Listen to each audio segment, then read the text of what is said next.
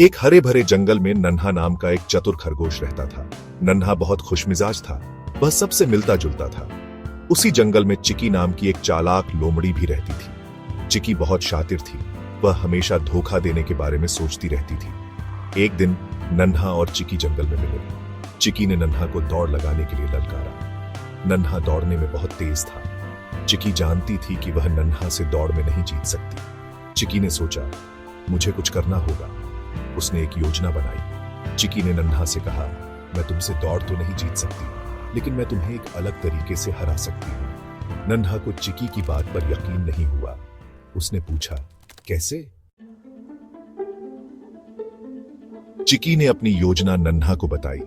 उसने कहा, हम दोनों एक ही समय पर दौड़ना शुरू करेंगे, लेकिन हम एक दूसरे की पूंछ पकड़कर दौड़ेंगे। नन्हा को यह एक मजेदार खेल लगा। उसे लगा कि यह दौड़ तो और भी रोमांचक होगी। उसने तुरंत हां कर दी। अगले दिन सभी जानवर दौड़ देखने के लिए इकट्ठा हुए।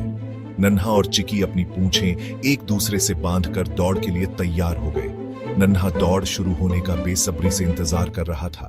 उसे दौड़ना बहुत पसंद था। दौड़ शुरू हुई। नन्हा तेजी से दौड़ा, लेकिन चिकी उसके पीछे पीछे घसीटती चली गई। नन्हा को समझ नहीं आ रहा था कि चिकी इतनी धीरे क्यों दौड़ रही है। दरअसल चिकी दौड़ नहीं रही थी, वह बस नन्हा की पूंछ पकड़कर लेटी हुई थी। जब दौड़ का अंत नजदीक आया तो चिकी ने अचानक उठकर नन्हा को पीछे धकेल दिया। इस तरह धोखा देकर चिकी दौड़ जीत गई। नन्हा बहुत उदास हुआ। उसे समझ आ गया कि चिकी ने उसके साथ धोखा किया है। चिकी अपनी जीत पर बहुत खुश थी। उसने नन्हा से कहा, देखा, मैंने तुमसे कहा था कि मैं तुम्हें हरा दूंगी।